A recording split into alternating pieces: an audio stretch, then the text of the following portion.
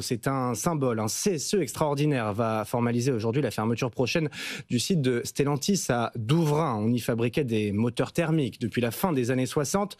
Alors, sa mise à l'arrêt était annoncée, mais c'est une page qui se tourne malgré les inquiétudes sur la transition du secteur vers le tout électrique, Justine Bassogne.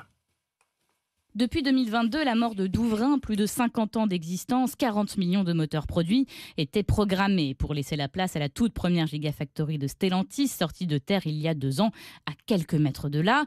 On savait l'histoire terminée, glisse un salarié, mais on avait repris un peu espoir alors que Stellantis revient sur ses objectifs électriques. Plus de 300 salariés de Douvrin ont déjà été formés et ont traversé la route pour travailler dans la gigafactory.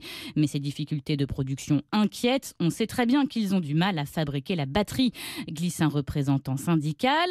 Chez Stellantis, on affirme au contraire que la fin de Douvrin est dictée par les besoins grandissants de la gigafactory.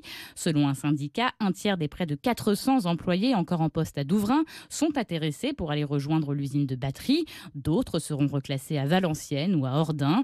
Certains, enfin, prédit un syndicat, iront tenter leur chance à Douai, dans une autre gigafactory, celle de Renault, qui débute sa production dans un contexte tout aussi incertain. Stellantis qui en parallèle annonce mettre sur pause 6 de ses usines en Europe au mois d'octobre, et c'est le cas du site de Poissy dans les Yvelines où les 2000 salariés seront mis au chômage partiel pendant 12 jours.